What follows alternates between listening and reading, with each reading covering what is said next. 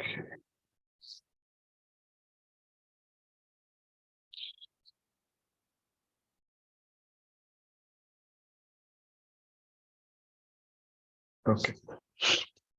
Jaya Jaya Shri Chaitanya Jaya Nityananda Jaya Dvaita Chandra Jaya Gaura Bhakta Vrinda Jaya Jaya Shri Chaitanya Jaya Nityananda Jaya Dvaita Chandra Jaya Gaura Bhakta Vrinda Jaya Jaya Shri Chaitanya Jaya Nityananda Jaya Dvaita Chandra Jaya Gaura Bhakta Vrinda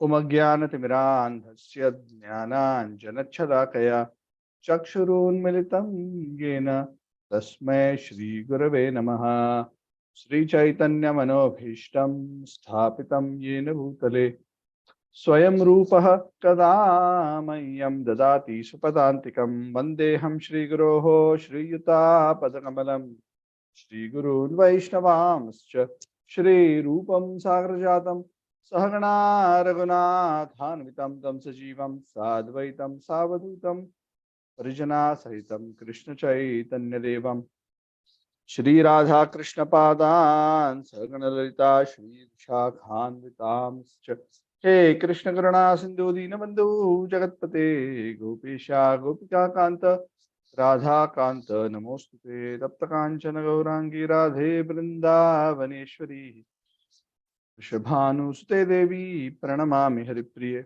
Vancha Kalpatarubhyascha Kripa Sindhubhya Eva Cha Patitanam Pavanebhyo Vaishnavebhyo Namo Namaha Jai Shri Krishna Chaitanya Prabhu Nityananda Shri Advaita Gadadhara Shrivasadi Gaur Bhakta Vrinda Hare Krishna Krishna Krishna Hare Hare Hare Rama Rama Rama Hare Hare Nama Om Vishnu Padaya Krishna Parishthaya Bhutale Shrimate Radharani Samnam Nama Om Vishnu Padaya Krishna Parishthaya Bhutale Shrimate Bhaktivedanta Swami Namne Namaste Saraswati Deve Gauramani Pracharini Nirvisheshwanyavadi Paschabdeshtarini Mukam Karoti Vachalam Pangam Nangayate Girim Yatripatavam Shri Gurum Dintaranam Paramananda Madhavam Shri Chaitanya Ishwara Om Hare Krishna. So very happy to be with in the midst of all of you again after a hide and seek game on my part, not on your part, due to circumstances which were a bit different. So whenever we go to a new environment, there are certain unpredictabilities. So thank you for tolerating me. So we are hoping, Krishna willing, to resume our regular schedule.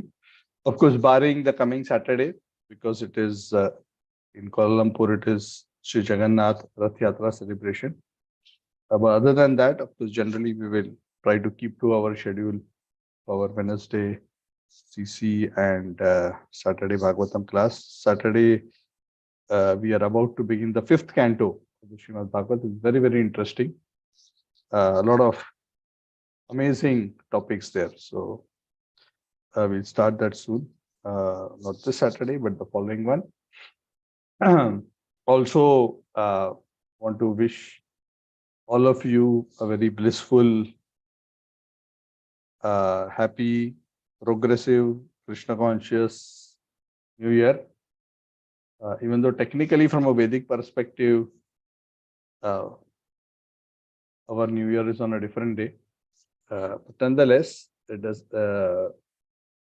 since we are all generally following the Gregorian calendar, of course, for us, a New Year doesn't matter from which day to which day, is a significant part of our life elapsed. If we are going to live for 100 years, 1% of our life has gone down. Of course, most of us, we hope all of us live up to 100 healthy years. But the reality is, when we are born, most of us have a charge that we are born with, life charge. Most of us are within the 70 to 80s range. Some may not even be able to make that much. That's the nature of material life. But as every year passes, just like on the phone we see, right? Phone, one of the very interesting things we keep track of other than messages, notifications, is what is the remaining charge of the battery on the phone. That's something we all keep a watch on. I just checked my phone just before I sat down for this call. I said, oh, it is only 24%. So I quickly connected it before I came and sat down here. So I'm not pointing fingers at anyone. So charge is important because we know that when it goes to zero, gone, right? Unfortunately, I shouldn't say unfortunately, but sorry, by the arrangement of the Lord, we are all born with a specific duration of lifespan. So as 1 year goes by, our charge of this life is down by 1%, approx. So our meditation, according to the great souls, every year should be to assess where we are in our journey of life. And not so important necessarily that, we don't have to measure our own self with respect to comparison with anybody else. You don't have to compare yourself. Oh, I'm still so far away from where Elon Musk is in his wealth. Or I don't think any of you are doing that.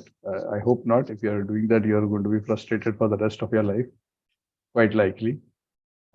But we should always be eager to see at the end of at least every year, if not every day, are we a better version of ourselves? Have we progressed towards the goal of life? And our Vedic Sanatana Dharma teachings are organized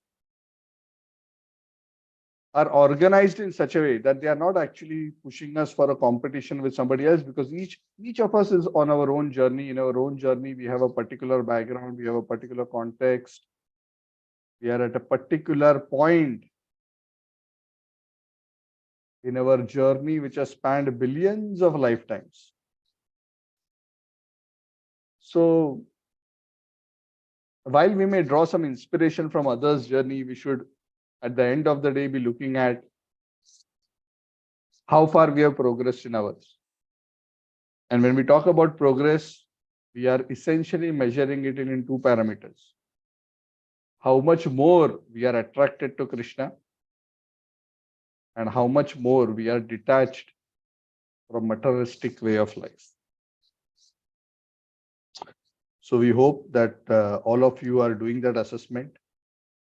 And if there is some progress, even a little bit, it is wonderful. Even if it is 0.5%, even if it is 0.25% progress, at least the spiritual battery is charging, not discharging. Then one day it will become 100%. Doesn't matter. Sometimes there are slow chargers. There are some fast chargers. There are some slow chargers. So I am a slow charger. There's been so many lifetimes, but I'm still here. But never mind. I am what I am. But at least I am connected to the charging point. I think that is important. So at least not discharging. At least there is a little bit, 1 bar up, one small speck up. The Bhagavatam says that with every rising and setting of the sun snatches away the life of each and every person except those who are chanting the holy names of the Lord.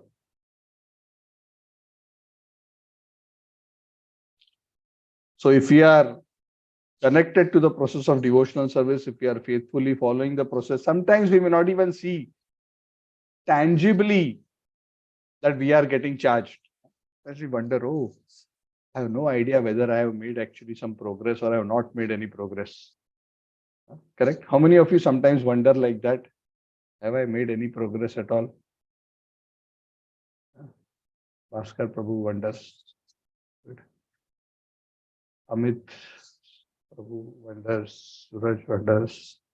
Shamala Mataji wonders. Okay, so I'm sure many of you are wondering whether you say it or not, Sarva Lakshmi Mataji. So this is a good reflection. Of course, sometimes we may not get the answer very clearly. But even if that is the case, it doesn't matter. As long as we are faithfully continuing to follow the process, actually we are progressing. Sometimes the external manifestation of the progress may take some time. Just like bamboo.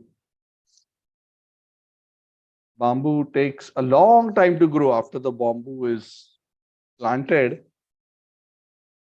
Water.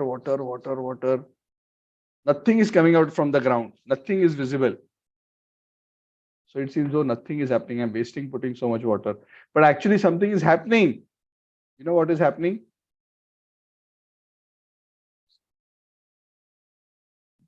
What is happening? The roots are getting interlinked, Prabhuji. Yes, the roots are developing deep inside, deeper. They are spreading. And at the appropriate time, when the bamboo sprouts, when it starts growing, it very rapidly grows. So nature has its own way in which it displays progress. So sometimes spiritual progress is also like that, especially when we are in the stage of anartha nivritti. Sometimes it seems that rather than becoming more purified, think that our anarthas have increased as we are doing sadhana. Sometimes it appears like that. Acharya has explained that that is also not unusual to feel like that.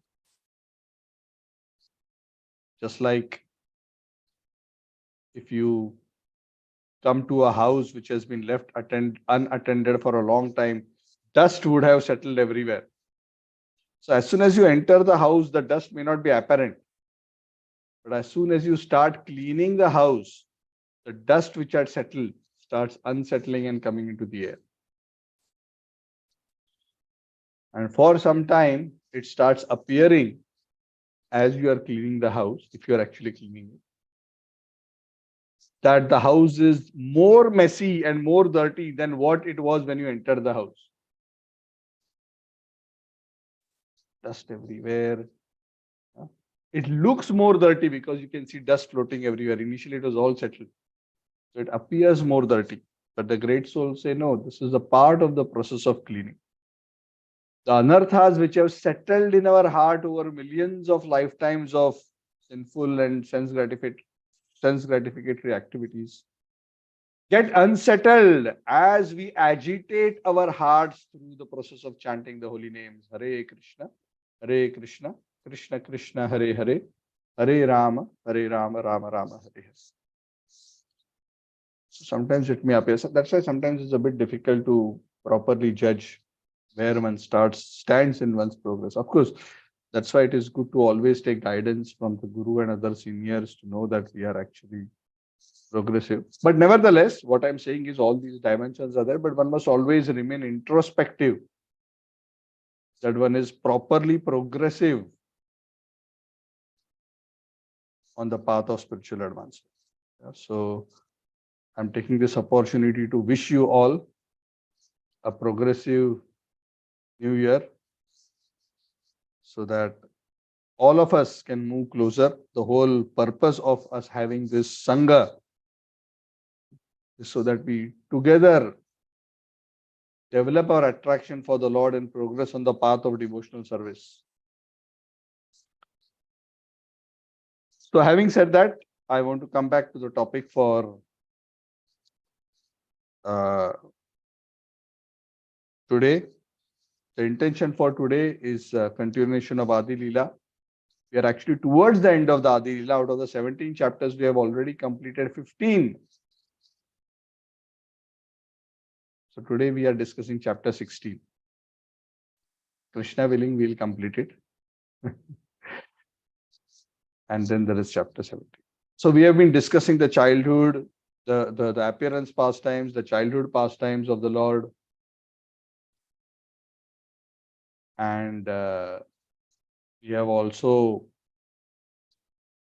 discussed some of the Pauganda Lila of the Lord.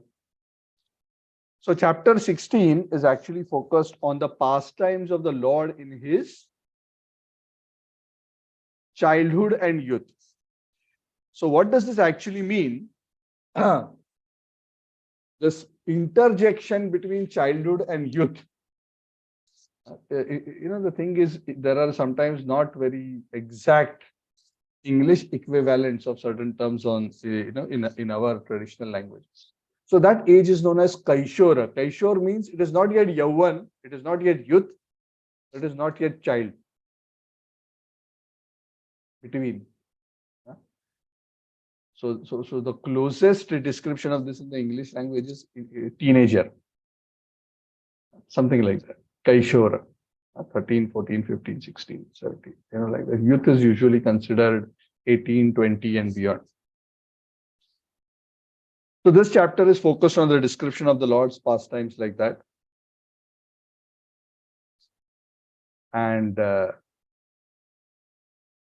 many beautiful pastimes happened. The Lord had already manifested this particular part of his life, his Lila as a great scholar. We discussed this already, how Lord Chaitanya, he mastered all the knowledge and he started teaching at a very, very early age.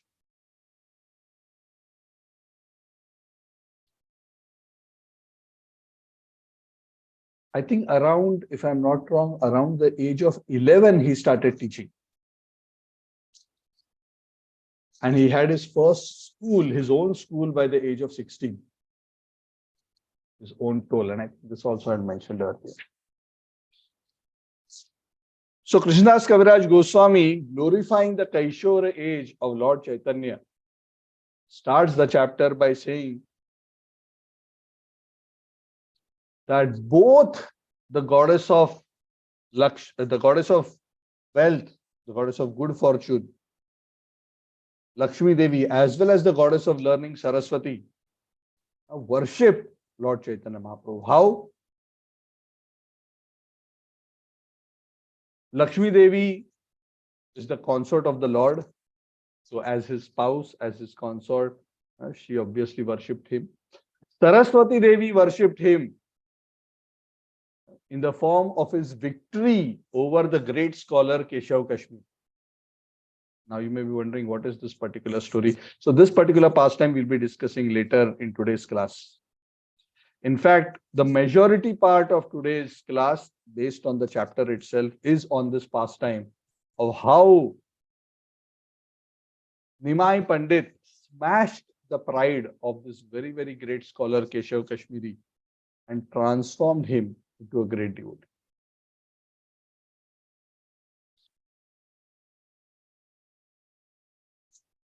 So Krishnadas Kaviraj Goswami says, I offer my obeisances to the Lord of Lakshmi and Saraswati.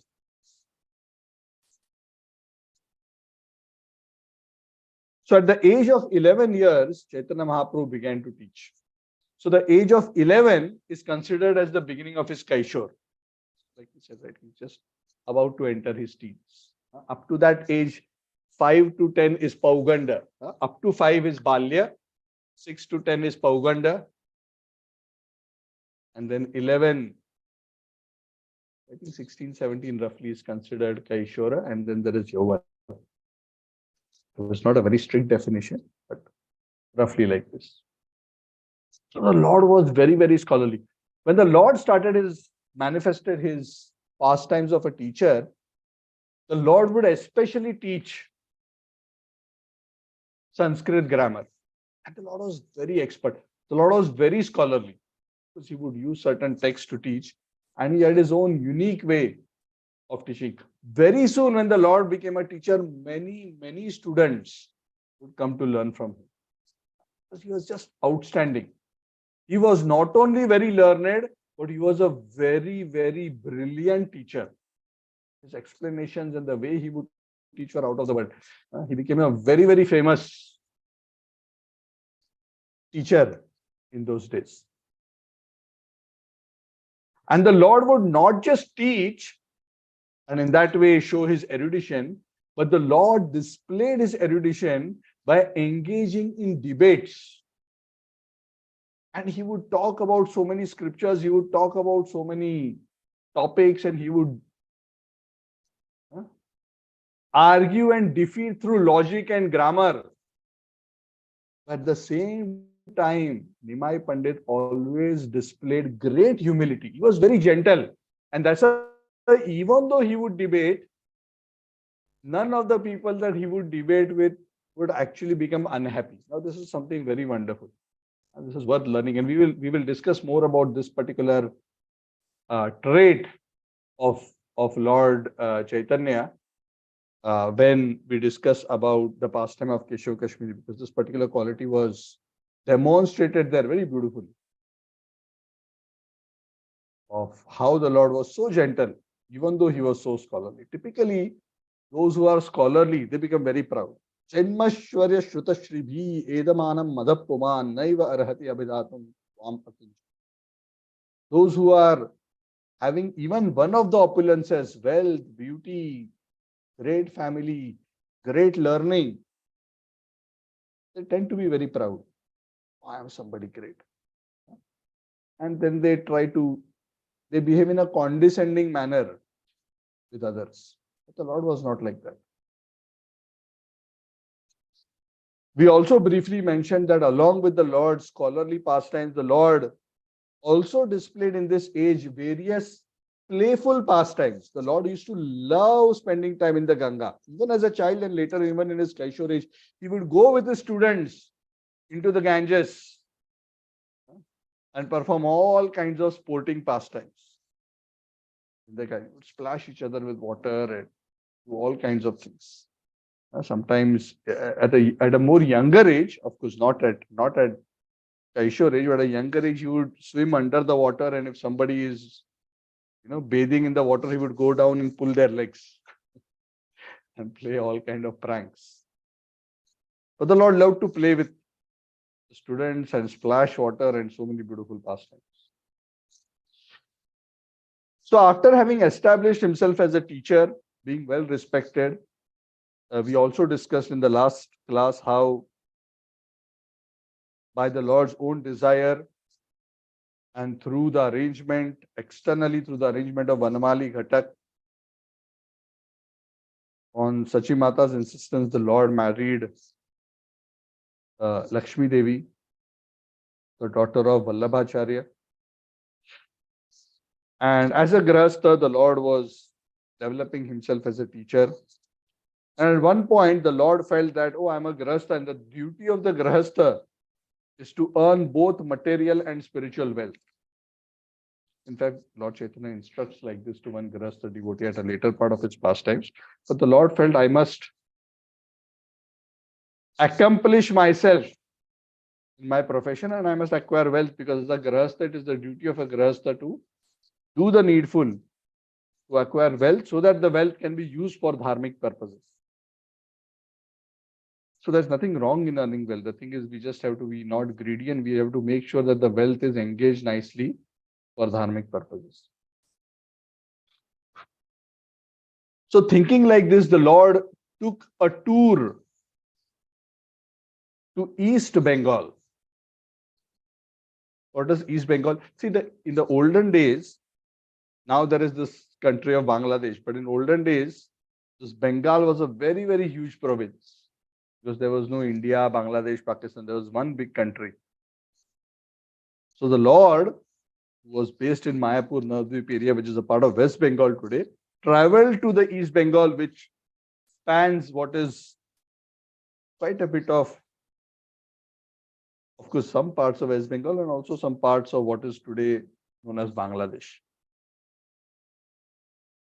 And the Lord traveled around and he performed two kinds of pastimes as they traveled around. As a teacher, he would display his erudition, get more students, get wealth, get followers in the sense of students. At the same time, the Chaitanya Charitamrita says the Lord also preached the Sankirtan movement. Now, one of the things the Lord would do is even as the Lord would teach Sanskrit grammar, the Lord would teach Sanskrit grammar by using the names of the Lord and by giving examples from Krishna's names, Krishna's pastimes, very beautifully. So in that way, he would also instill devotion in the hearts of his students, and at the same time, he would be teaching them. So he had a very unique style. In fact, our acharyas have written a very good, very wonderful book. I think, if I'm not wrong, it was Jiva Goswami. Please correct me if I'm wrong. There is a Hari Namamrita Vyakaran, the grammar book based on the holy names of the Lord, something like this, which came from this idea because Lord Chaitanya would teach like that. So he instilled this principle that whatever we are doing, somehow or the other, we should connect it with Krishna, so that we can not only make material progress, but simultaneously we can also make spiritual progress. So his students would love it. Of course, some of them would wonder, what is this? Why is again and again and again speaking about Krishna? But he was so good in his erudition and his knowledge that students couldn't resist not learning from him. So hundreds of students gathered to learn under his direction. So these are the two things he did: gathered students and wealth, and he also spread the Sankirtan movement. As he was traveling in East Bengal, he also met a very special personality. He was a Brahman by the name of Tapana Mishra. Now, this is a very interesting thing, and this character Tapana Mishra again manifests later in the Madhya Lila pastimes of the Lord. But the Lord first meets this Tapana Mishra Brahman in East Bengal. So now this is something very interesting about this Brahmana. It is mentioned in some detail in this chapter. This particular Brahmana, Tapan Mishra, was a very, very pure-hearted Brahmana, Grahastha. He was learned, but he was really struggling to understand. He had a very simple question, and he couldn't find out the answer. What was that simple question? What is the goal of life? And how to achieve that goal?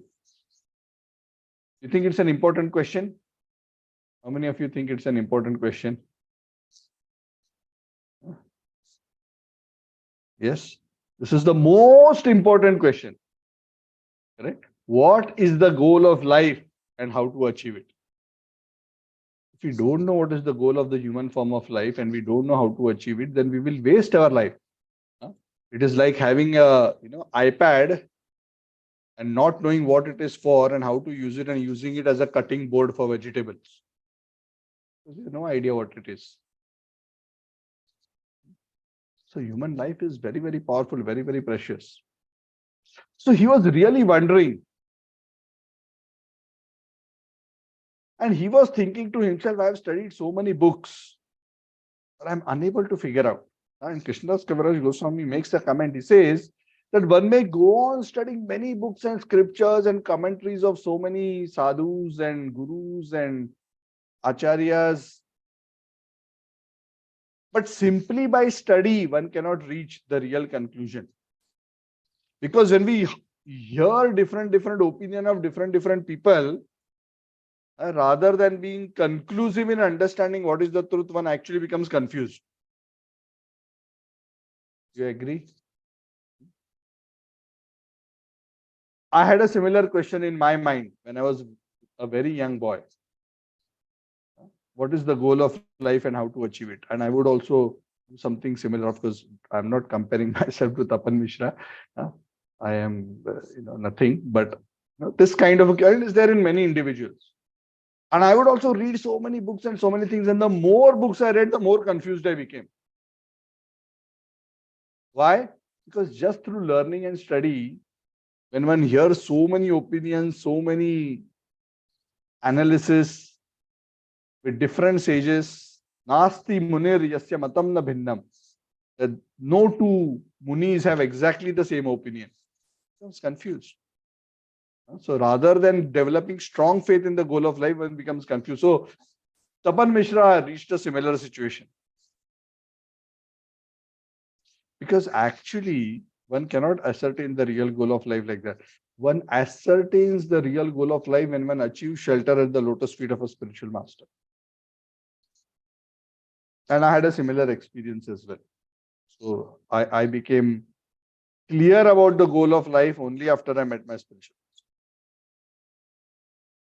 So Tapan Mishra was very bewildered, but he was very, very sincere that he wanted to know the truth. So he had a dream. One night he had a dream, and in that dream, a Brahmana came in the dream and told him, "Oh, you want to know the goal of life? You want to know how to achieve it?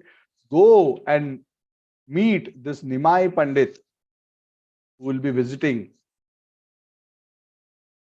this area very soon. He is the Lord himself. That is why he can perfectly give you proper direction about what is the goal of life and how to achieve it." When he saw that dream, he became excited. He came and approached Lord Chaitanya Mahaprabhu. He told, "I got this dream and I have been asked to approach you and learn about the goal of life. Please instruct me." Shishyasteham shadimam tvam prapannam. Correct? Arjuna also became so bewildered, right? This is the process. We become bewildered by the complexities and perplexities of material life. And Prabhupada says, and that is why it behooves one to approach a spiritual master and humbly inquire. So Arjuna also did the same thing. He became so bewildered by his own arguments.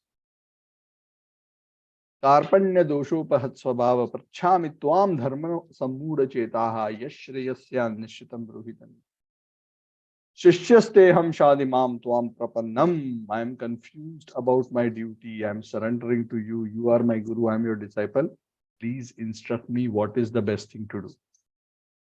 So in a similar spirit, Tapan Mishra surrendered to Lord Chaitanya. And Lord Chaitanya, seeing this mood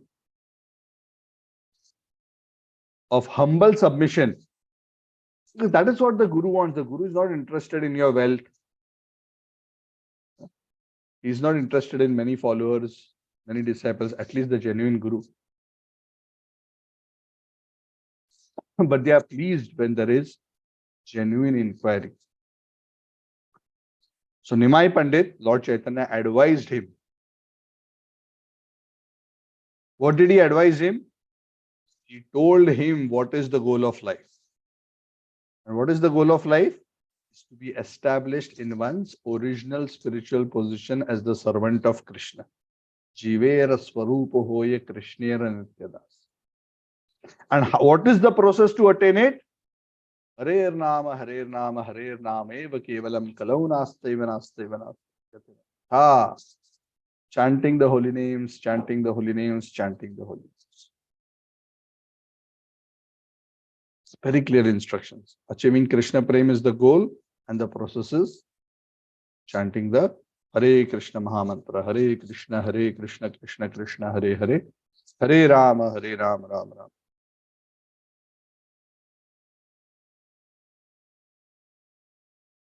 After having instructed him philosophically, the Lord gave him one more instruction. Very interesting. Lord told him, I want you to not continue to stay in East Bengal anymore. I want you to go and stay in Varanasi. Shocked, Varanasi, so far away. Your pastimes are here. You are asking me to go away from your pastimes. I've just found you. You are the Supreme Lord. I want to be near you. He said, no. You go to Varanasi. Eventually, I will come to Varanasi and I will meet you there. That is the service I want you to do. And Krishna's Kaviraj Goswami says, so difficult to understand what is the Lord's plan. Of course, later on, it manifested that the Lord had a particular role for Tapan Mishra to play, and we will discuss that pastime eventually. Because the Lord, when he visited Varanasi many years later, as a sannyasi, as Sri Chaitanya Mahaprabhu, he stayed in the house of Tapan Mishra. And there were certain other pastimes which happened. We'll discuss them in due course. But of course, he didn't reveal any of this yet. So the Lord already had a plan and he had a particular role for Tapan Mishra. So that is why, as devotees of the Lord, sometimes we cannot understand what is the Lord's purpose, what is the Lord's reason for doing what He is doing.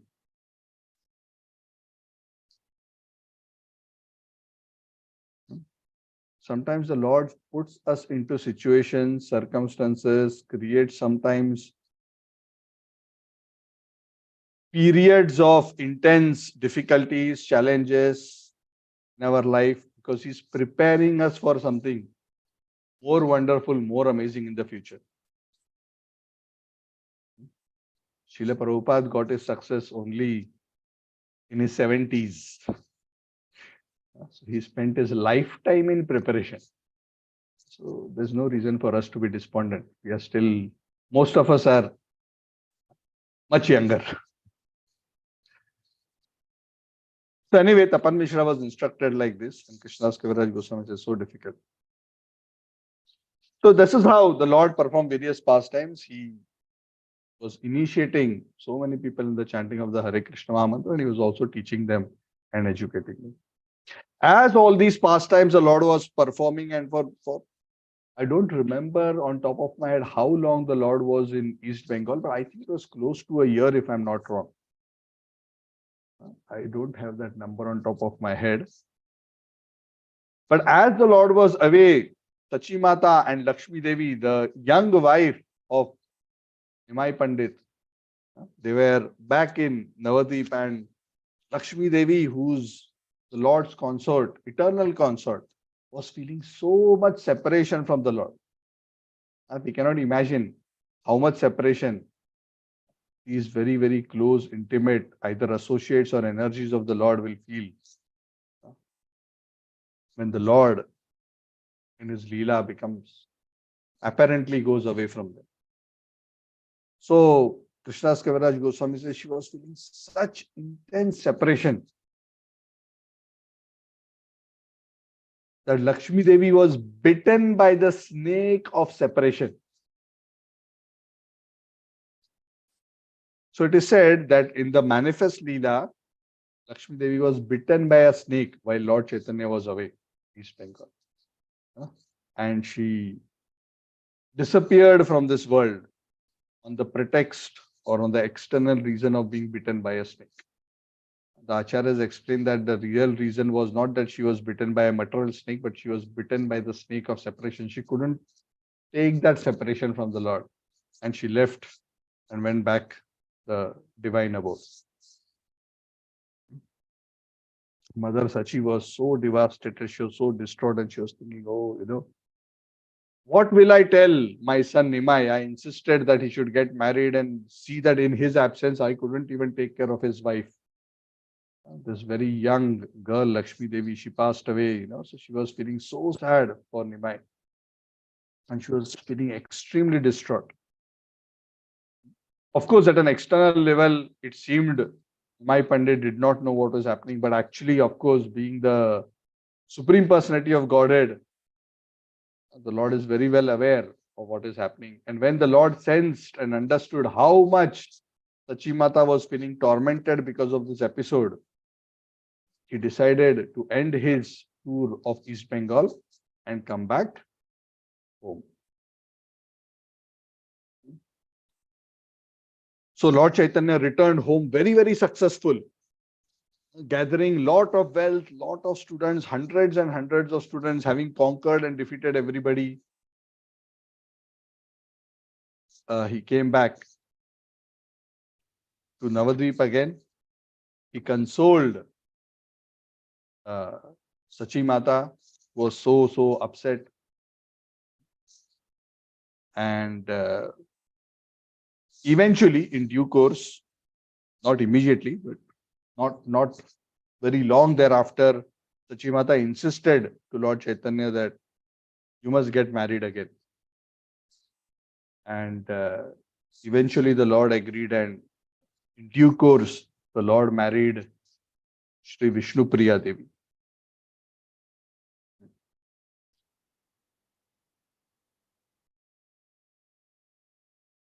The Lord, after he had returned, he married Vishnu Priya Devi. He established his own school. He had become very, very famous, very learned, as a very, very Great scholar.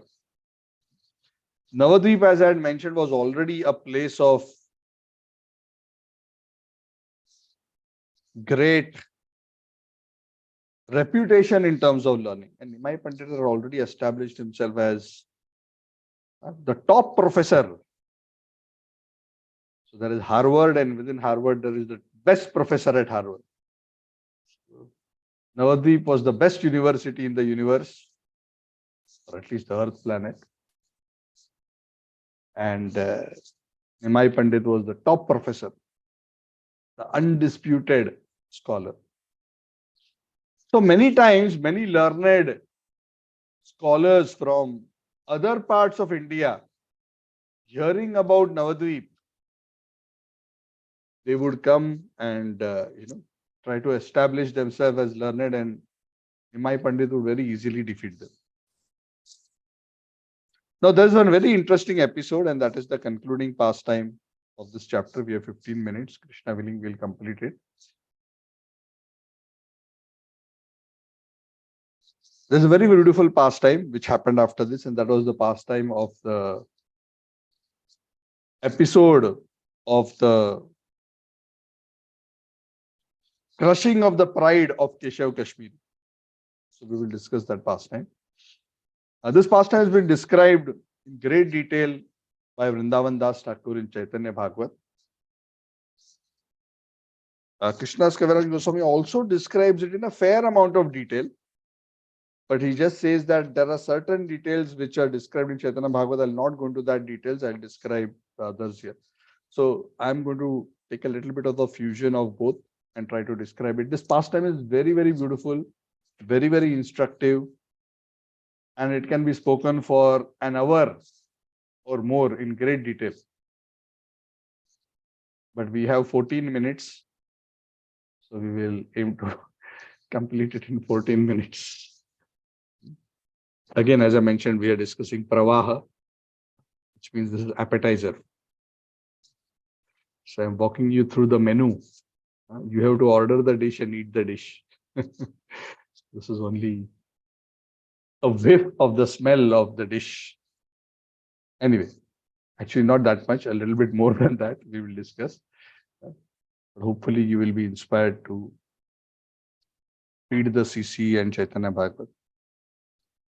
So this Keshav Kashmiri was a very, very, very great scholar. So I want to tell a little bit about Keshav Kashmiri. It's not described in Chaitanya Charitamrita, it's described in Chaitanya Bhagavat. But a little bit of background to understand who this Keshav Kashmiri is. So as the name suggests, Keshav Kashmiri. What does Kashmiri mean? He was a Brahman from Kashmir. Very, very learned. And he had a very special ability. He was a Digvijay Pandit. Digvijay means he who had conquered all directions. He was the undisputed scholar in India at that time. He had gone to all places of learning until that point, other than Navadvip, and defeated all the scholars. This particular Keshav Kashmiri was so scholarly, and there was a secret of his scholarliness. The secret of his scholarliness was that he was a very, very great devotee of Goddess Saraswati. And he had very special blessings of Goddess Saraswati to such an extent that when he would engage in debate or when he would speak about scriptures, Mother Saraswati would sit on his tongue and she would give him the inspiration to speak. So debating with him was like debating with Saraswati Devi. And who can defeat Saraswati Devi in debate? Nobody except one. Who it is? Supreme Personality of Godhead. So he would travel Digvijay in all directions. And whenever he would go into a city, he would not just go, and pay a quiet visit. He would go in a huge procession. He was decorated with, I don't know how much time I should take to describe his, otherwise you'll not be able to complete the chapter. So Chaitanya Bhagavat goes into this in great detail. I think I should cut down all these details. But he would go in a huge procession, visit these places, and he would go deliberately to the homes of scholars and defeat them. And he would establish himself as, the undisputed champion. So finally, he decided to come to Navadvip because all other directions were captured. So he came to Navadvip. Again, I'm cutting down a lot of details. He came to Navadvip. And when he came to Navadvip, he learned about the fame of Nimai Pandit. Very young boy. I don't know at this time how old he was, but not very much more than 16. I don't remember the exact age of the Lord at this point in time. Maybe it's mentioned, but I don't recollect on top of my head. Very young. So it is said once on a full moon night, the Lord was sitting on the bank of the Ganges. In those days, schools were not big, huge buildings. The individual teachers, the gurus. Now we are sitting under the shade of the Zoom tree. Correct? If I say you are my students and I'm a teacher, we are sitting under the shade of the Zoom tree. In olden times, they would sit either under a big tree or in a small hut or a small simple school which they would call as the toll, or sit on the bank of the Ganges and the teacher would give a class, the students would listen, make notes, so on and so forth. So on that particular night, Lord Chaitanya, Nimai Pandit, was giving a class on grammar to his students on the bank of the Ganges. And on that beautiful moonlit night, Keshav Kashmiri comes in. He comes into the bank of the Ganges and he's surrounded by, he's in a big entourage, he's surrounded by so many of his disciples. And Keshav Kashmiri, he was also very fond of Ganga Devi. He was offering beautiful prayers to Ganga. And we happened to come there. He met Nimai Pandit, Chaitanya Mahaprabhu. Nimai Pandit, when he saw Keshav Kashmiri, the Lord received him with great respect. Keshav Kashmiri was very proud because he was so famous. Fame because of learning enters into the head, and one. He forgot that his great learning was because of the grace of Saraswati. Sometimes we forget that our abilities are not our own. And this is not just true for Keshav Kashmiri, it's true for all of us. Krishna says, Balam Balavatam Asmi Tejas Tejasvi Namaham. I am the strength of the strong. I am the ability of man. I am the Tej of those who have extraordinary power. We become proud. We forget everything is borrowed power, borrowed opulence, borrowed ability. So he also became very proud. So the Lord took a very humble position in front of him, received him with great respect. Oh, so wonderful to see you. You're so learned. We heard about you. Welcome, welcome. But he was, he was talking to the Lord in a very inconsiderate manner. He was displaying his arrogance, but the Lord maintained great respect in his interaction. Keshav Kashmiri said, oh, I understand you are teaching grammar and you are that Nimai Pandit. People are speaking so highly of your teaching some basic grammar. So he was trying to kind of downplay the Lord, saying, you are just a elementary grammar teacher. Yeah, I've heard about you. Kind of. I've heard that you teach this book known as the Kalapa Vyakaran. I heard your students are quite good. These are the ways in which people apparently glorify you, but actually they are just downplaying you. Oh, your students, I've heard they are very good in word jugglery, in grammar. The Lord didn't retort back. The Lord remained humble. The Lord very humbly said, well, yeah, I am known as a teacher of grammar, but actually I'm not so good. I'm not able to impress my students with my grammar knowledge. Many times they don't even understand what I'm speaking. You are such a learned scholar, my dear sir. You are so learned in the scriptures. You're so much experienced in composing poetry. I've heard so much about your glory. I am just a young boy, just a new student, nothing more. The Lord presented himself very humbly.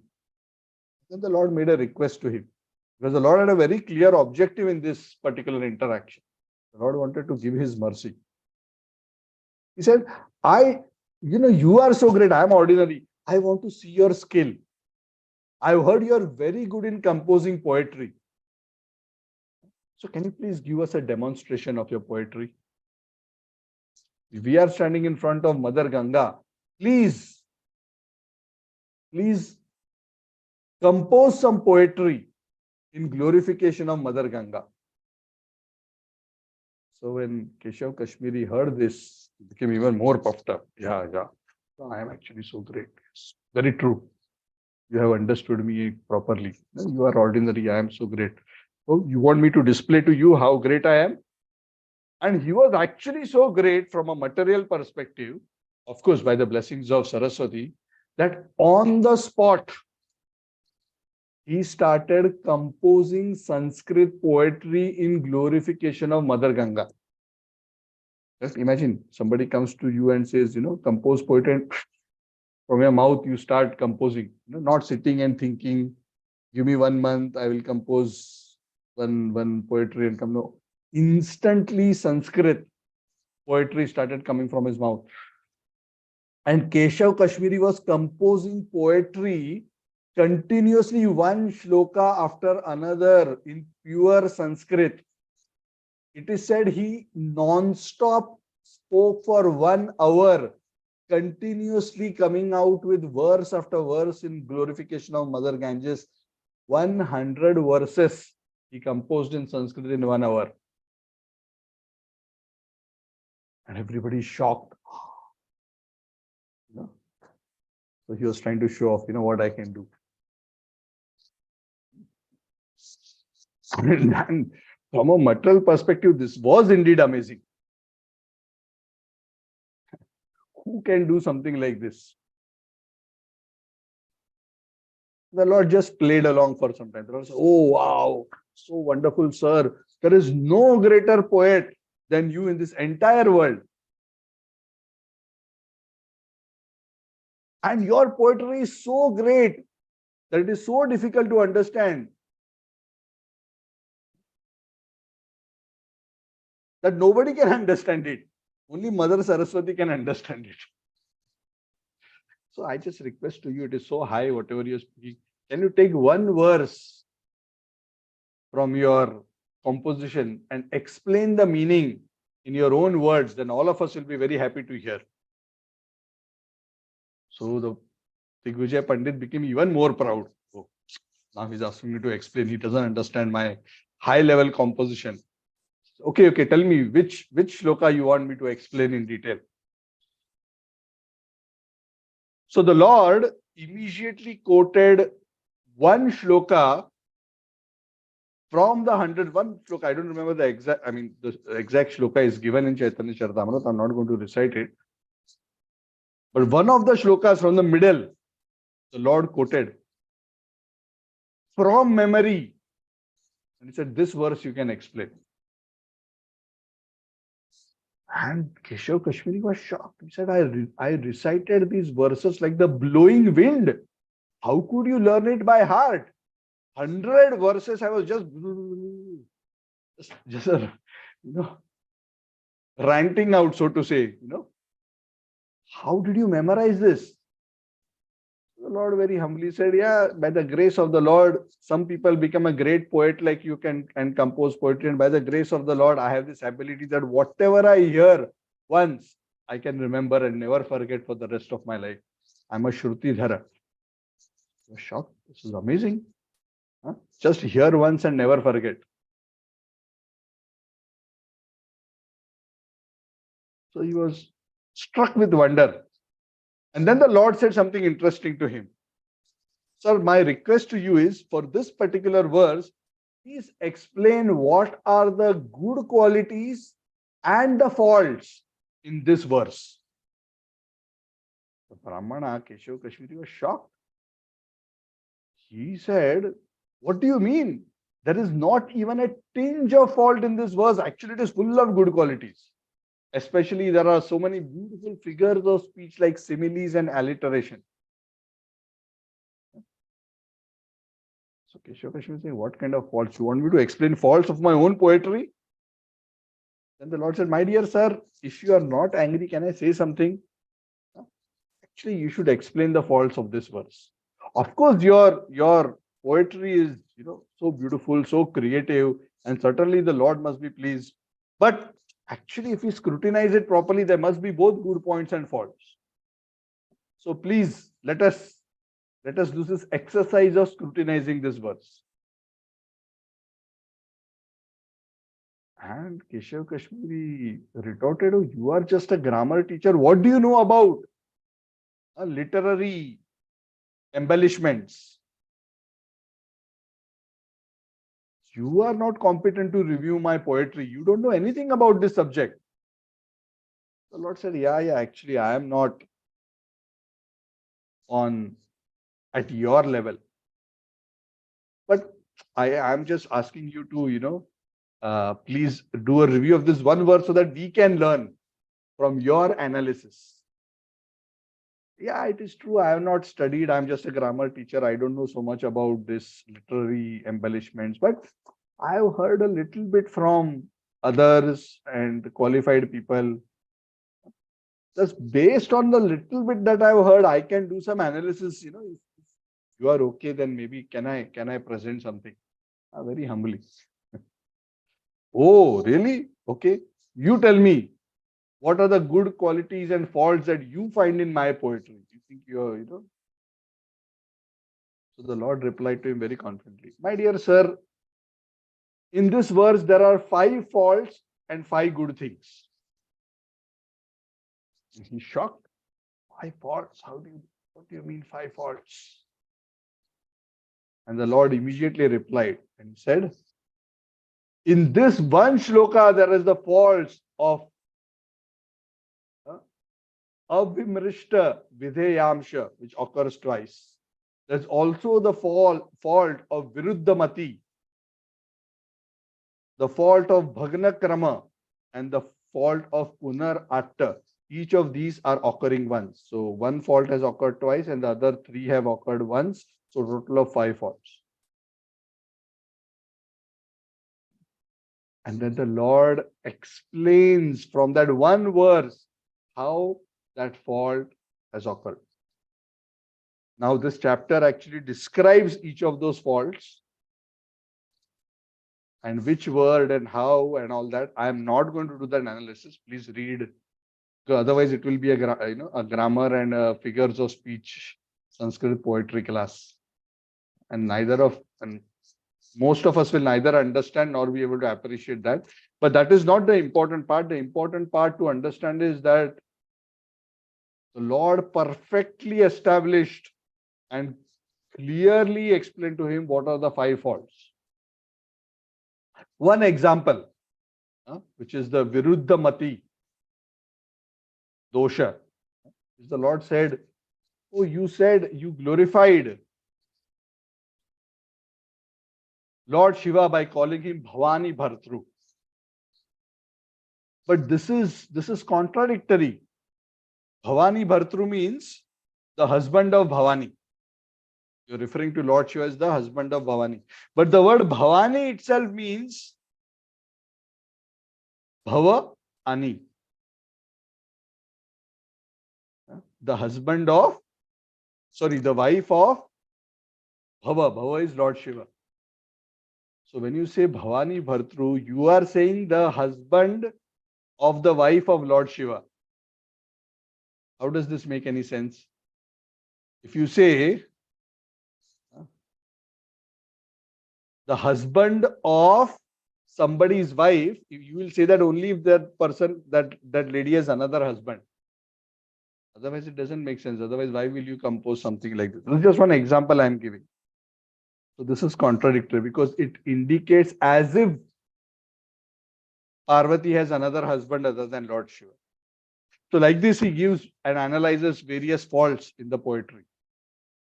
He describes the faults and then he describes the good qualities. And then he says, even if one has a very beautiful body, decorated with jewels, but if there is one spot of leprosy, the whole body becomes abominable. So even though your poetry is so wonderful, there are some faults because of that. So the Lord actually crushes his pride. And one after another, he gives the faults.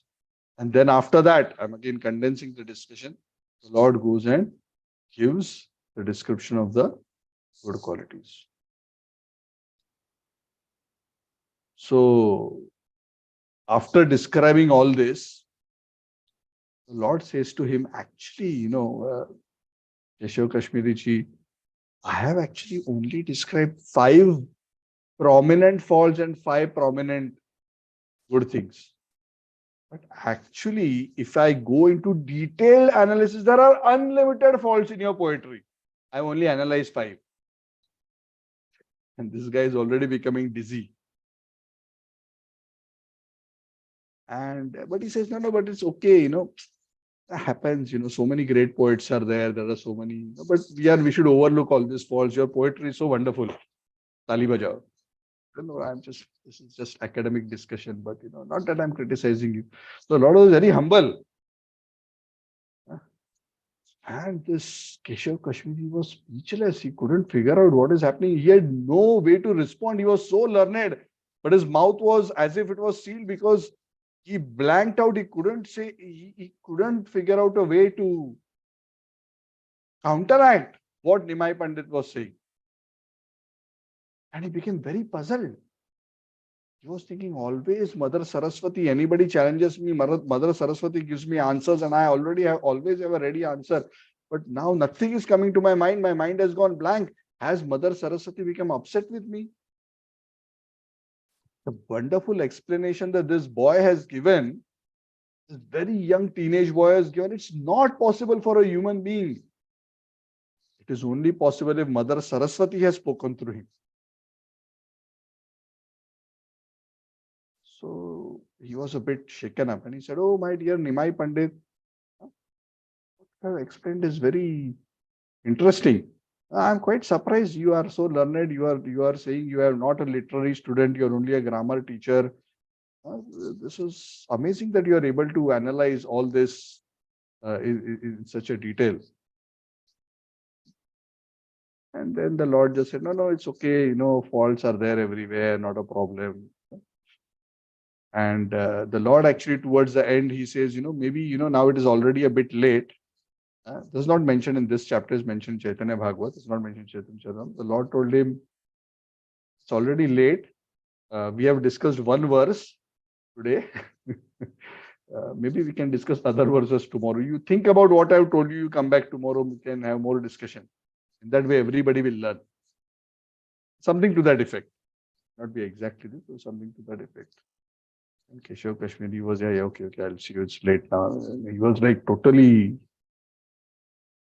reeling in his mind about what is going on. So again, just 2-3 more minutes and we'll conclude the chapter. So after he became very, very dizzy and it became apparent to everybody, including Keshav Kashmiri students as well as Lord Chaitanya students, that, very clearly Keshav Kashmiri was defeated. He had no words. The students of Lord Chaitanya started laughing. They started giggling and, they were trying to, quiet, he cannot speak anything. Our teenage teacher has defeated this world-renowned Digvijay Pandit, and they were giggling and laughing. And he was feeling very embarrassed because he was traveling in such a big procession. He's such a big world-famous Pandit. Lord Chaitanya immediately chastised his students and told them, don't laugh, be quiet.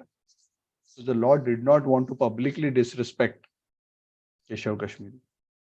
And then that's where he actually said, even works of great poets like Bhavabhuti, Jayadev, Kalidas also have some faults. It's okay. as compared to the glory of their poetry, these faults are negligible. So, I'm actually not even fit to be your disciple, O Keshav Kashmiri. So please don't take seriously whatever I said. If I've said something out of my childish impudence, please forgive me. So please go back home and tomorrow we can meet again. Then we can discuss more. And both of them went back to their homes. Keshav Kashmiri was totally crushed. His pride was totally, even though the Lord didn't directly crush him, internally he was feeling crushed. He was feeling so pained. He was crying out to Mother Saraswati, how did you allow this to happen? You're always on my tongue. And you allowed me to be defeated by a mere boy? Why did you do like this? What was my fault? Why this happened? So he was crying and praying and he was worshipping Mother Saraswati at night. And when he fell asleep, Mother Saraswati, being very kind to him, she appeared in his dream, Keshav Kashmiri's dream, and she informed him, oh my dear Keshav Kashmiri, the one who defeated you is my boss. He's not just your boss, he's my boss also. So in front of him, I dare not open my mouth. That's why I had to be quiet. I could. You were quiet because I became quiet. Why I became quiet? Because he's my boss. How will I argue with him? So don't try to argue with him. We are all at his feet. So he is the Supreme Personality of Godhead, Lord Shri Hari himself. Please surrender to his lotus feet and take shelter of him. If he is kind to you, he will bestow his mercy on you. So Mother Saraswati guided him like that. And with his pride crushed, Keshav Kashmiri accepted this advice of Mother Saraswati, and the next day, in private, not publicly, in private, he approached the Lord and surrendered to the Lord. Because for people who are celebrated and glorified, to publicly acknowledge their defeat, sometimes too much. So privately, he surrendered to the Lord and he begged for his mercy. And the Lord actually was very kind, because very humbly and sincerely he surrendered. The Lord bestowed his mercy on Keshav Kashmiri, and all the attachment that he had, his wealth and to his position, the Lord cut all that attachment and bestowed on him instructions on pure devotional service. In that way, actually, Keshav Kashmiri's life became successful because he attained the shelter of Lord Chaitanya Mahaprabhu. Of course, ultimately he attained it because of the blessings of Mother Saraswati. So like we have discussed multiple times, if we sincerely worship a Devata and we are nishkapat in our worship, even though we may have faults, the Devata will eventually help us to take shelter of the Supreme Personality of God. So this is very wonderfully demonstrated through this very beautiful pastime. So this is a very, very wonderful pastime, which is described in a fair amount of detail. And there are many lessons in this pastime. I don't want to drag the class more, but just two quick things to note. One is how pride is the greatest enemy for us in our spiritual advancement. And second is to see how we can learn from the Lord's behavior, how we should always maintain a very humble position. And especially in preaching, when we want to make others devotees, we make others devotees not by crushing them in public or defeating them, but by acting in such a way as to transform their hearts. This is how Lord Chaitanya did, because he was very gentle in how he dealt with Keshav Kashmiri. If the Lord was heavy and publicly humiliated Keshav Kashmiri, maybe he would have been totally heartbroken and he would have gone away and he wouldn't have achieved shelter of the Lord. But the Lord was so kind that he broke his false pride, but at the same time allowed him that space to come back and take shelter. So the Lord is like that. And that is why when the Supreme Lord, Shri Hari, punishes the devotee, sometimes apparently crushes him, the Lord always does it in such a way to help the devotee more feelingly and sincerely take shelter of him. That is the Lord's purpose. The Lord is not interested in simply punishing and making the devotee miserable. So we should try to see, even in our own lives, in the light of all the difficult situations that we get, that the Lord's hand is actually one of kindness and compassion. So this actually brings us to the end of this particular chapter. Before we conclude for today, I also want to just share one sad news, a tragic news. One of the devotees who are regularly attends our classes, Sneha Shirodkar ji. Very unfortunately, she lost her husband today to an ailment. She is based in India, not far from Mumbai. Was sick for some time, suddenly became critical, and so very sad. We are, with her permission, I am sharing this news. I have been checking and interacting with her. So we request all the devotees to pray for the spiritual progress of the departed soul, Mr. Shirodkar. And of course, we are sure that those who are connected to the devotees and our devotees are always taken care of by the Lord, just like what we just discussed. So we are sure that will be guided, but the prayers of the devotees definitely help a lot to invoke the mercy and compassion of the Lord, so that they get much more benefit than that would normally accrue. So we'll request all the devotees to pray. We pray to Lord Narsinga also, that he removes any obstacles in the onward journey of the departed soul. And we also pray to Lord Narsinga Dev, Chaitanya Mahaprabhu, Radheshyam, Prabhupada, and all the great devotees, that Snehaji and the family who are left behind, they are given the necessary strength to bear the loss and to continue firmly in their journey of their life in a meaningful way, so that they themselves progress towards the real goal of life. So that is the nature of material life, that anytime anything can happen. And all these episodes, like we just discussed, are sometimes so inconceivable to us, why the Lord would do something like this. And it's not easy to get answers. We may or may not know. But what we do know is that the Lord always does it out of his kindness, even though it may seem very harsh. Like to Keshav Kashmiri, it seemed so harsh, but it ultimately led to his good fortune, because he reacted positively to that crushing. So sometimes when we are crushed, if we reciprocate in a positive way, by taking shelter of the Lord, by remaining humble, by maintaining our devotional service and continuing with faith in our endeavor to progress in devotional service, always we will come out victorious eventually, and our life will become glorious. So we want all devotees to pray. So just wanted to share this sad news also. So with that, I want to conclude the class. Of course, if there are any questions or comments, I can take a few minutes, but if you're getting late, it's perfectly okay if you want to drop off. But if there is any immediate questions or comments, I can spend a few minutes to discuss.